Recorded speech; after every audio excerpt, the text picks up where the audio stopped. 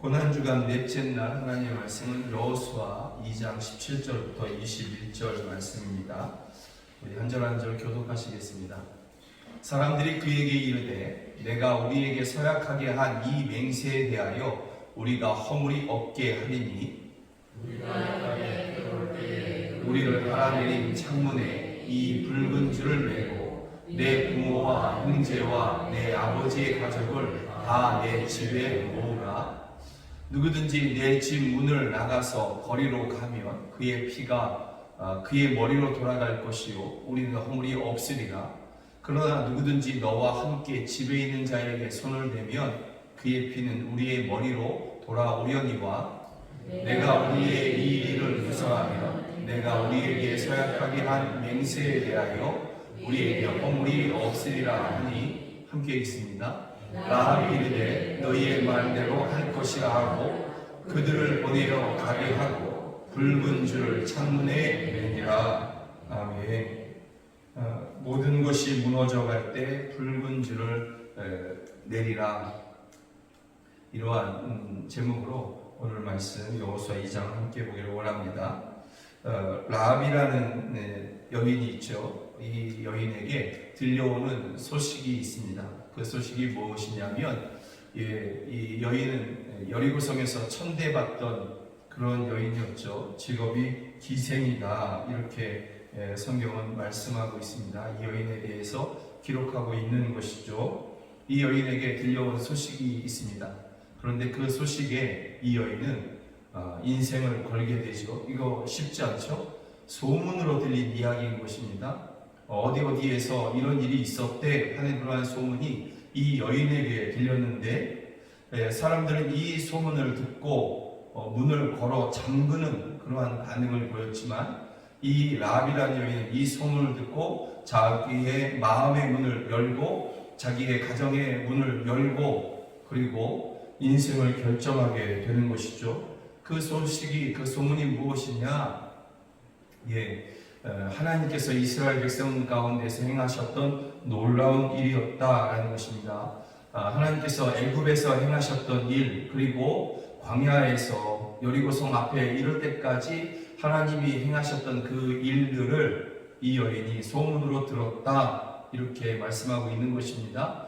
그래서 10절에 가보면 여호와께서 하신 일, 어디에서 하신 일, 또 누구에게 행하신 일, 이것을 우리에게 우리가 들었다라는 것이죠. 이 라합이라는 여인만 들은 것이 아니라 여리고성에 살고 있는 그 모든 사람들이 다 들었다고 이야기하는 것입니다. 그래서 11절에 가보면 우리가 듣자 곧 마음이 녹았고 너희로 말미암아 사람이 정신을 잃었나니, 이게 여리고성의 모든 사람들의 모습인 것입니다.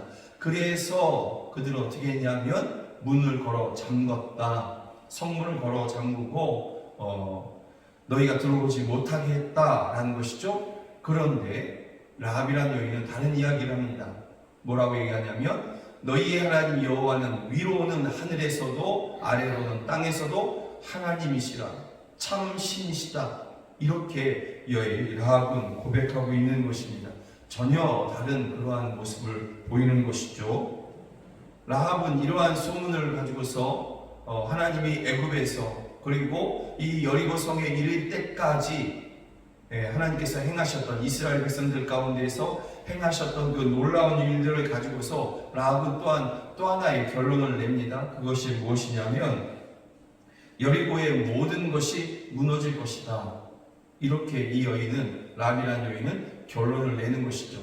여태까지 들려온 소문이 애굽에서 하나님께서 이러한 10가지 재앙을 일으키셨대. 그래서 거기서 이스라엘 백성들을 그렇게 그 민족을 이끌어내셨대. 그런데 그 많은 민족들은 또한 이 광야를 통해서 이 여리고성까지 오게 하셨는데 오게 하시면서 행하셨던 놀라운 일들, 그 강력한 그 지역 왕들을 하나님께서 물리치게 하시고 그리고 여기까지 이르게 하셨대. 그러면서 이 라합은 결론 내는 것이죠. 여리고성도 무너지겠구나, 하나님이 이스라엘 백성들 앞에서 무너뜨리시겠구나 라고 이 여인은 생각을 하게 되는 것이죠. 그래서 라합은 하나님의 사자들, 그 정탐꾼들을 물을 자기 집에 들이게 되는 것입니다.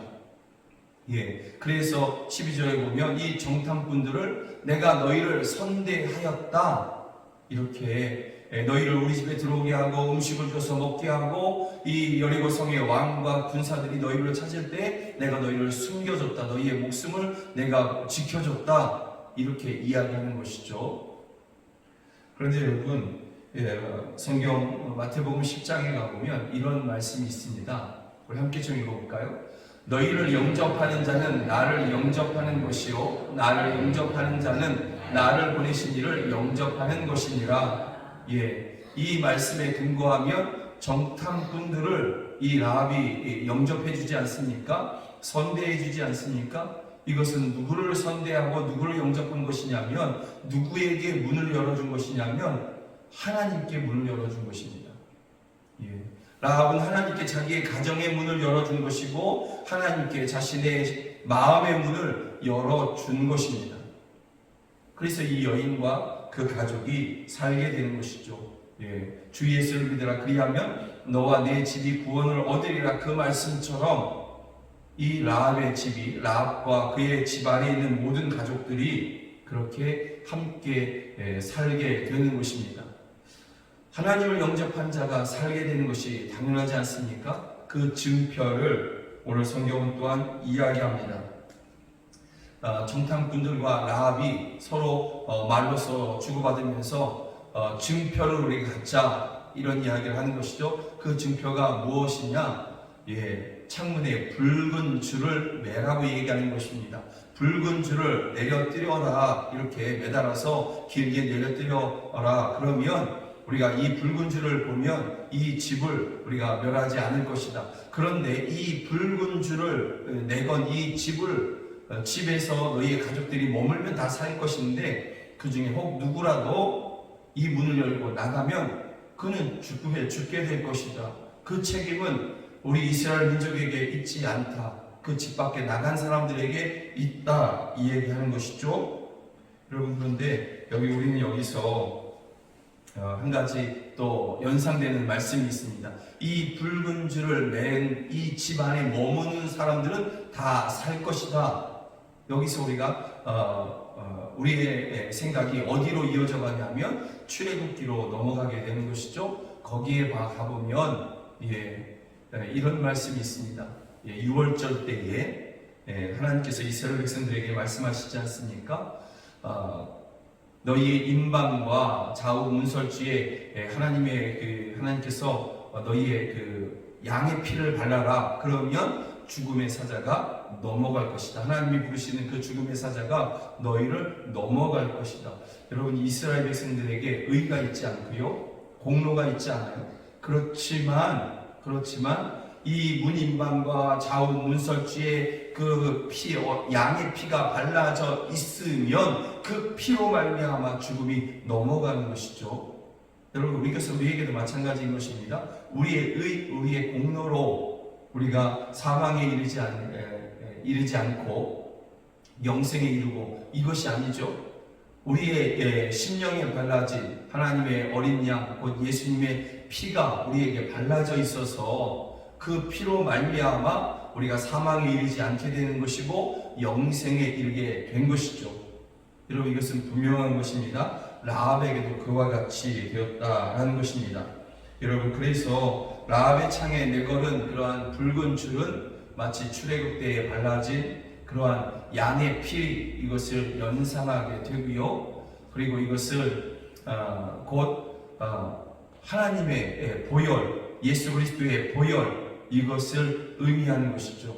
그래서 출애굽 때에 각 집에 발라졌던 그러한 양의 피가 예수님의 피, 십자가에서 흘리신 예수님의 피를 상징하는 것과 마찬가지로 라합의 집에 그렇게 그 창에 내려진 붉은 줄 역시 강물처럼 흐르는 예수님의 보혈, 그것을 상징한다. 이렇게 복음주의는 똑같이 다 해석하는 것입니다. 이 붉은 줄을 가지고서 다르게 해석하지 아니하고 구원에 이르게 하는 예수님의 보혈이다, 이렇게 해석하고 있는 것입니다.